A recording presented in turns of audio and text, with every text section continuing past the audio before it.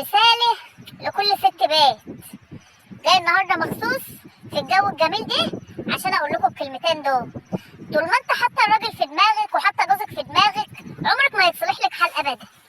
هتفضل على طول متنكره وهو يخرج بره يبقى مزاجه عالي العال وانت اللي قاعده في البيت محصوره وقاعده متنكده. واعملي على قد ما تقدري يا حبيبتي، ما تهلكيش نفسك في البيت، كله زي قلته والله العظيم ما هيشكرك.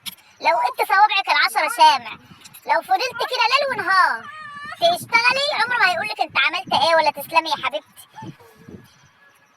النهارده برضو عايزه اوجه رساله لكل ست فاحته نفسها في البيت وبتقوم من النوم لحد الساعه 2. اشتغل على قدك بالراحه، شوفي شغل عيالك بالراحه، اهم حاجه يكون مزاجك حلو، تروقي على نفسك، تعملي لك لقمه حلوه تاكليها على مهلك براحتك، ما تتسرعيش في اي حاجه، الدنيا مش هتطير، هو كده كده مش هيجي يقول لك الحلاوه دي، هيجي يلاقيك قاعده وتعبانه وكسلانه والراجل عايز الواحده جديده. والله العظيم لو قعدتي ولا متي ولا جاتي تعبتي ما هيعبرك ولا هيقول لك حاجه. مش كل الرجاله طبعا يعني، بس اكتريتهم كده. الواحد عايز الواحده طول الوقت جديده، عايز الواحده على طول واقفه كده تبقى ايه يا سلام.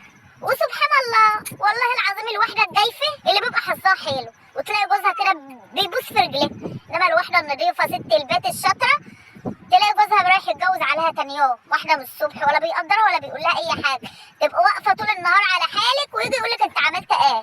هو انت يعني بتعملي اللي ما بيحصلش؟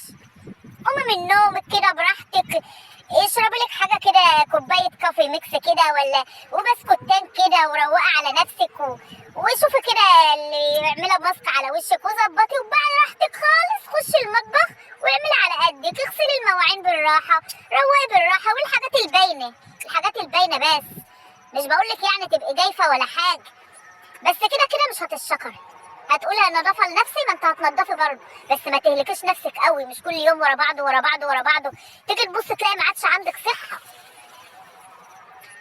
كده كده والله العظيم لو فضلت كده اتنططتي وبقيتي قرد، ما فيش راجل بيشكر مراته ولا بيشوف، هو بيشوف عيوبها ما بيشوفش مميزاتها خالص، عنده المميزات دي ممسوحه، ولو شاف حاجه يقولك عليها ايه الحته وسخه له، هي الحته ديت مش نضيفه له، غسلت كذا اما الفن كذا فن الشرابات كل فرده في ناحيه له.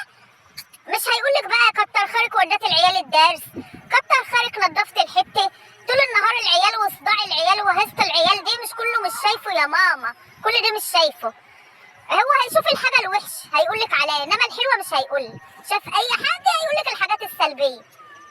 فانت على مهلك خالص وبراحتك، اللي مش هيتعمل النهارده